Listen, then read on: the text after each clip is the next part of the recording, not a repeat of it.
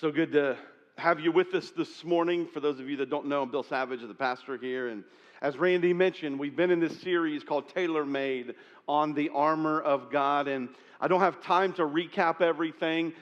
We post all these messages. They are on our app. They're on our YouTube channel. They're on our website. We'll just encourage you to go and to check that out. And this is about the armor of God. And understand this about the armor of God. The armor of God is about spiritual warfare. The armor of God is about knowing that there's a battle taking place and that every single one of us are called to put on the armor of God if we call ourselves followers of Christ. Some of this stuff doesn't quite make sense to everybody that sits in churches, and here's why, is because we haven't yet fully surrendered to God. When we fully surrender to God, there are just some things that we don't feel like we need a head knowledge or a heart knowledge about, but just that it is in the Word, and so that's it, I'm going to do it. And this is one of those things that it's not that we have to understand or comprehend all of this, but simply that God says through His Word to do it, so we're going to do it. Out of Ephesians chapter 6, verse 10, finally, be strong in the Lord and in His mighty power. Put on the full armor of God so that you can take your stand against the devil's schemes. Notice it didn't say so that your pastor can stand for you. It didn't say students, stand so that your parents can stand against the devil's scheme. But we have to stand against his schemes on our own. For our struggle is not against flesh and blood, but against the rulers, against the authorities, against the powers of this dark world, and against the spiritual forces of evil in the heavenly realms. Therefore, put on the full armor of God, so that when the day of evil comes, you may be able to stand your ground, and after you have done everything, to stand. Stand firm then with the belt of truth buckled around your waist, with the breastplate of righteousness in place, and with your feet fitted with the readiness that comes from the gospel of peace. In addition to all of this, take up the shield of faith, with which you can extinguish all the flaming arrows of the evil one. Take the helmet of salvation and the sword of the Spirit, which is the Word of God. There's some keys to spiritual warfare that we have to understand. Just the simplest, most basic keys. And one of them comes out of verse 12, that the battle is not against flesh and blood, but against the works of the enemy. What does that mean? The person beside you, the battle's not against them. The people around you, the battle's not against them. The people that come against you, they're not the enemy. The devil is the enemy. But the devil does such a good job of causing us to lose focus that we want to get mad at people, and we want to attack people, and we want to put them in their place, and we want to do this, and we want to do that, and the whole time that that's happening, the devil is winning. The more time that he can get us to spend on attacking others, the more joy he gets out of seeing that happen, because he knows that we're distracted in the battle. The second key part about spiritual warfare is exactly what we're calling this tailor-made. Each piece has a unique purpose and role in spiritual warfare, and it's made for each one of us individually. Tailor-made. It is made for me in the way that God has made me, in the way that God has designed me, in the personality that God has given me, and in the spiritual DNA that He's given me. And for everyone in this room, that's different for all of us.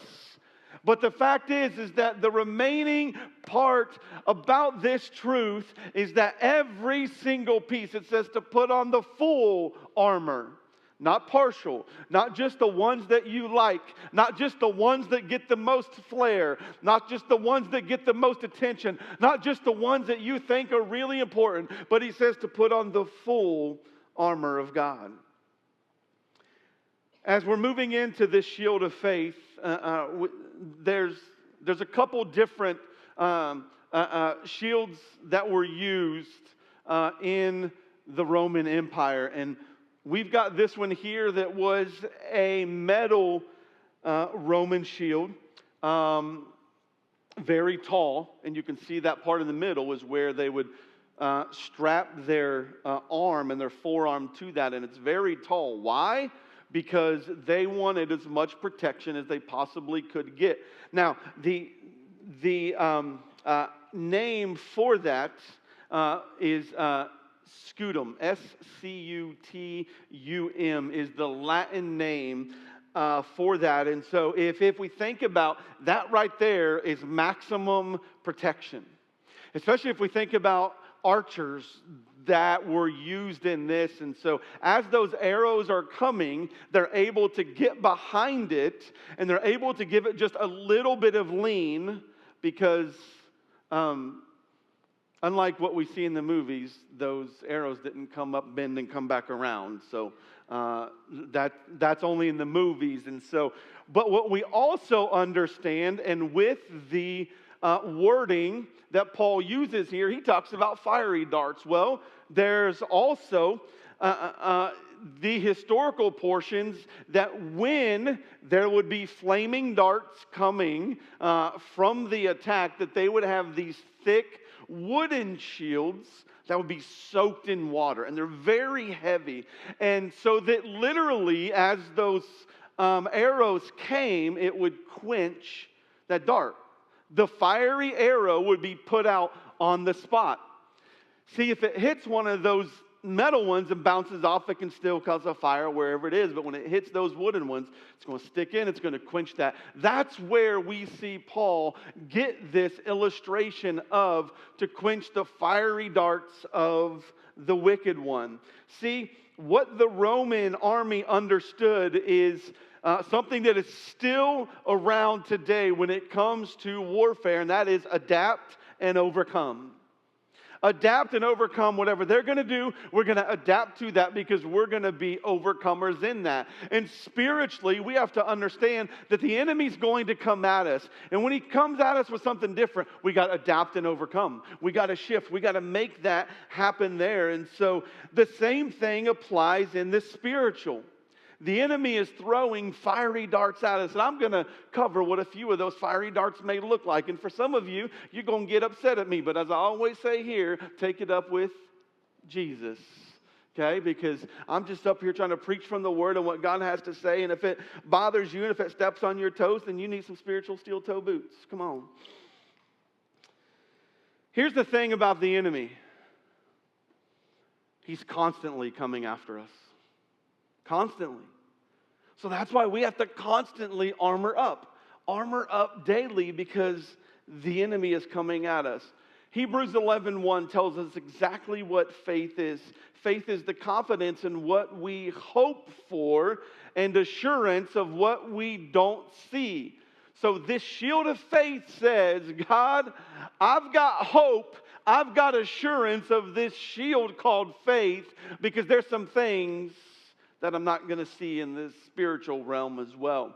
See, we think of faith as hope in and assurance in what God is going to do. And that is absolutely what the writer of Hebrews meant here. But at the same time, faith says, God, I know that you're also going to protect me from the things that I don't even know coming sometimes until it's too late. This function of the shield of faith is there to help to protect us from the doubts of the enemy, from the lies of the enemy, from the attacks of the enemy.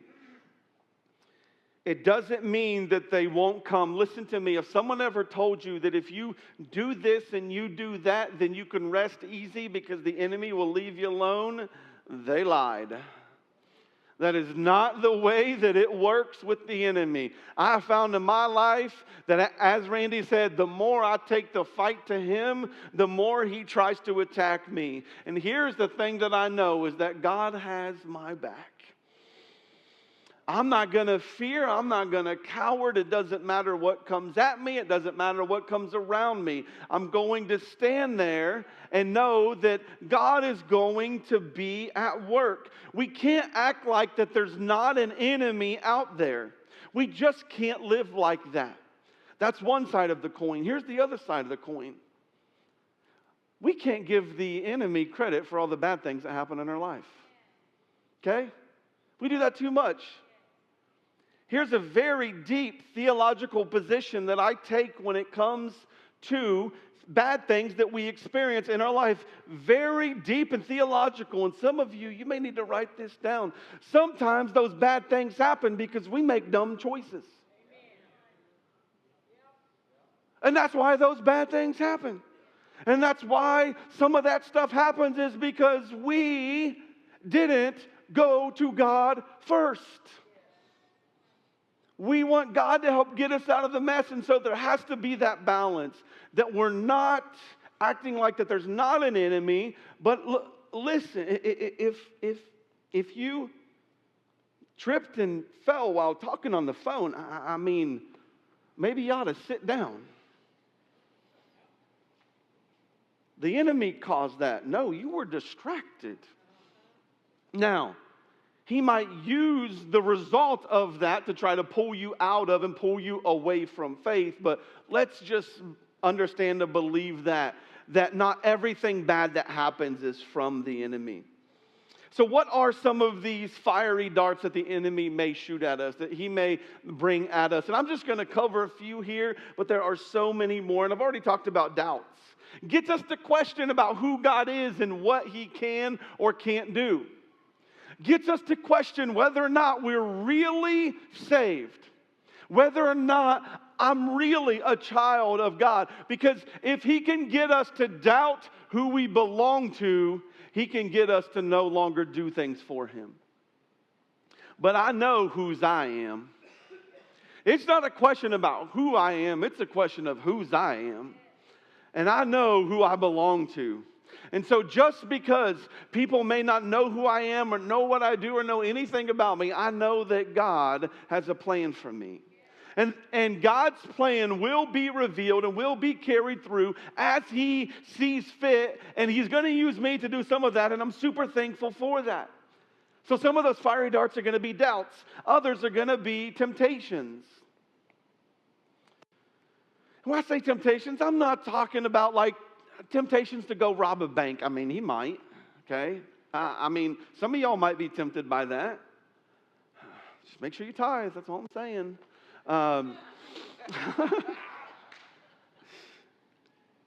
Enticements to sin.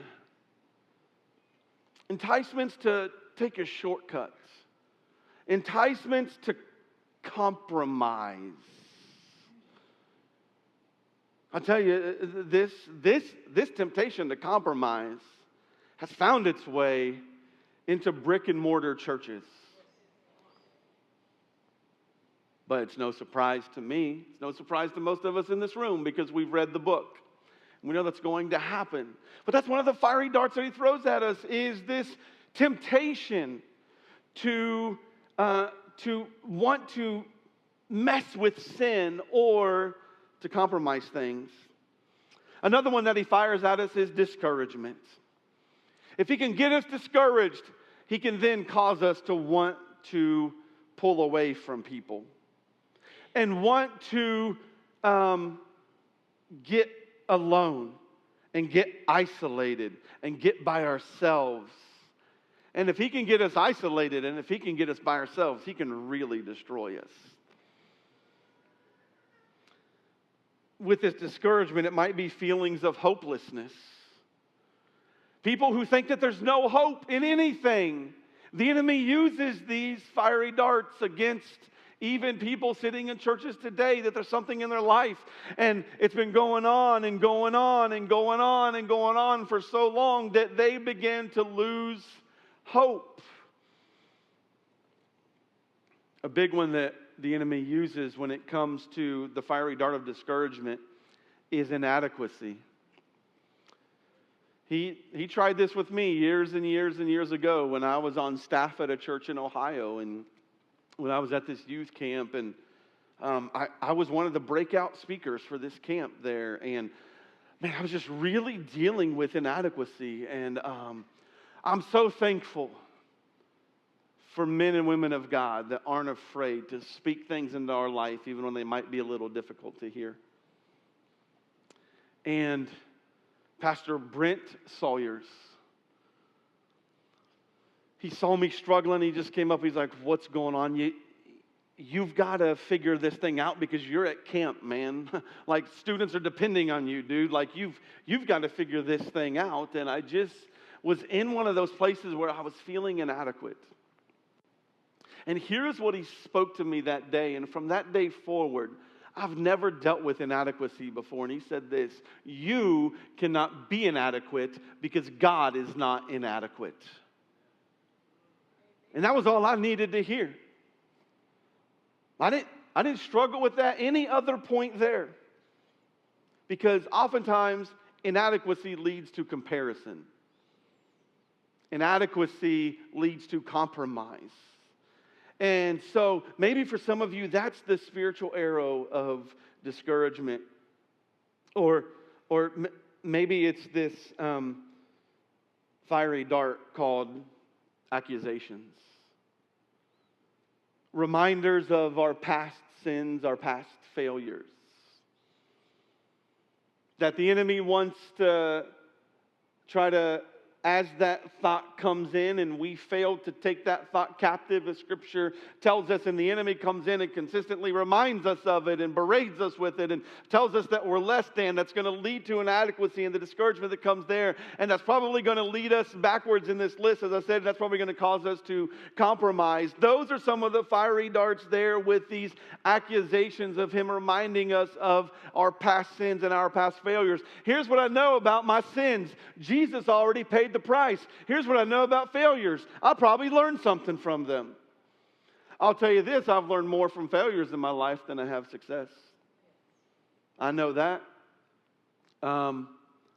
There was only one time when I worked for Culligan that I saw a flame of spider webs go across this basement when I was soldering that pipe. That only happened one time.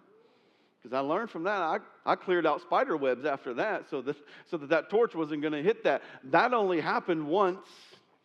I only backed into someone's garage in that Culligan truck one time. I learned from that with a little help from my supervisor. Okay? But there's things in our life that we have to understand that failure is not always something bad. We look at men and women in the Bible, and so many of them failed. They dropped the ball. Many of them even got out of the will of God. And what's God do? Brings them back in. Brings them right back in to what He wants for them. There's a strategy of the enemy that I want to make sure everybody understands here. It's divide and conquer. When you see someone miss church for 2, 3, 4 weeks at a time, the enemy's probably trying to divide and conquer. The enemy's probably trying to do something in their lives. The enemy's probably trying to put a wedge there to isolate that believer from God and others. And his other strategy is that he sows seeds of fear and doubt. Why? Because whenever he can sow seeds of fear and doubt, he causes us to undermine our faith and undermine our confidence in who God is. He causes those things to happen as we have that doubt that comes in for us. I'm going to look at 1 John verses 1 through 4. 1 John chapter 5 verses 1 through 4. It says, everyone who believes that Jesus is the Christ is born of God, and everyone who loves the Father loves his child as well. This is how we know that we love the children of God, by loving God and carrying out his commands. In fact, this is love for God, to keep his commandments, and his commandments are not burdensome. For everyone born of God overcomes the world. This is the victory that has overcome the world, even our faith. Our faith is enough to overcome things of the world, not because of what we do, but because of what Jesus did. That's what helps us to overcome that. Here is what I know. The only power Satan has over Christians is that which we allow him to have. Some of you, I hope that's a revelation. That the only power that he has over you and I is that which we allow him to have. Amy and I have so many boundaries in our life because we're not allowing the enemy to come in and have power in that area. I've placed boundaries in my personal life and in my spiritual life because I'm not going to give the enemy that power to use against me. What is our faith in? Our faith is in the cross of Christ. And it's the cross of Christ that is the victory. Stop letting the devil back in the fight. Go after him. Make sure that he wants nothing to do with you in that moment. We'll fight him. We'll be victorious. We'll be able to just thank God for that victory. And then the enemy is going to go back and try to come up with something else. And he's going to come at us. But you know what? We just got to keep on taking the fight to him. We're not just going to lay back and say, oh, I'm just going to stay here and see what happens. See what happens ain't the way that God called us to be in faith. We are to trust in him. We have all kinds of examples from Scripture of faith in action. David and Goliath.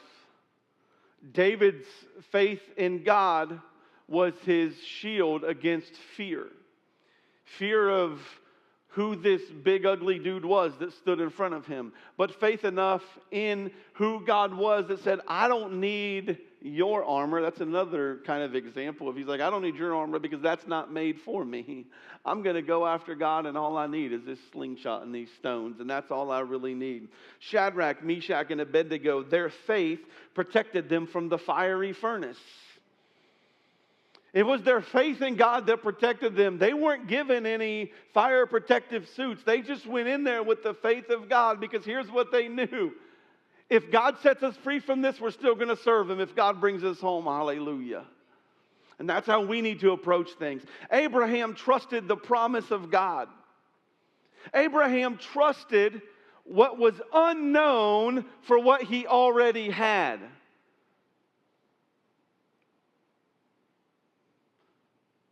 Abraham trusted God for what was unknown for what he already had. He was willing to say, I'm going to sacrifice my son because God, you said that as much of the stars there is, that's going to be my descendants. Powerful. What an example for us. But see, what do we do sometimes? Oh, but God, I really like this. God, this is really good. God, I'm really comfortable here. So God, could you please let me just keep this? And he's saying, oh, but there's something better. Abraham trusted the promises of God in that. In this room, there are followers of Christ where you've had your shield of faith moments. Testimonies of individuals who have overcome trial after trial after trial in faith. The power of faith is knowing who God is and that he can move mountains and change circumstances as he sees fit. God can and will change those circumstances as he sees fit.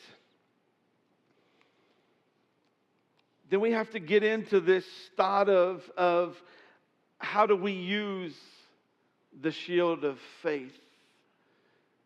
One of the best ways I know that we can use the shield of faith is to refuse to give in to fear.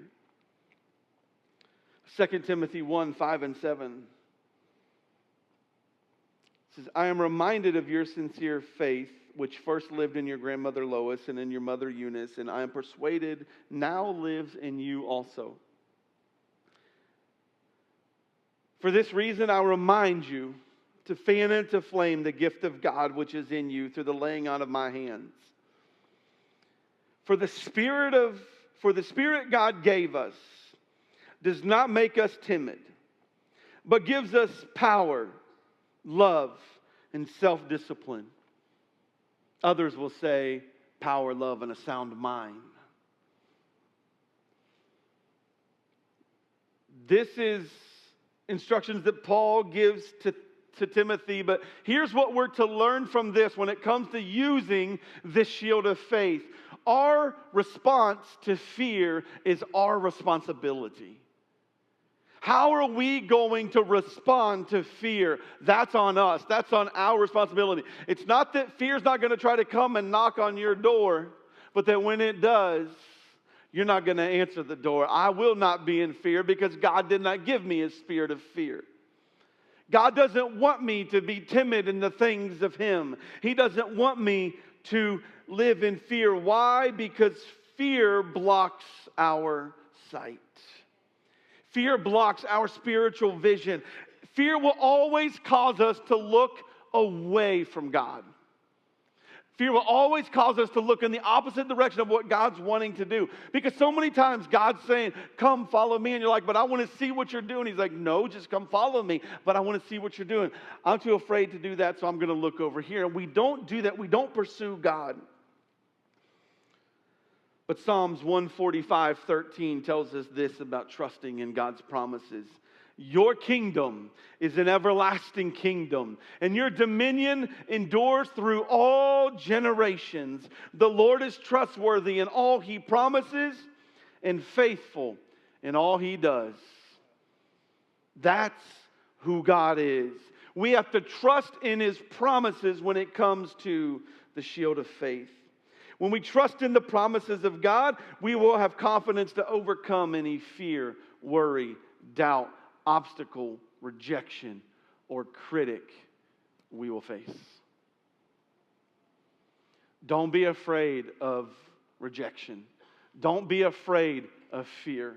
Don't be afraid of obstacles that are coming up in your way. Don't be afraid of any of that. Because God is faithful and He will fulfill His word. He's going to fulfill it to the very end.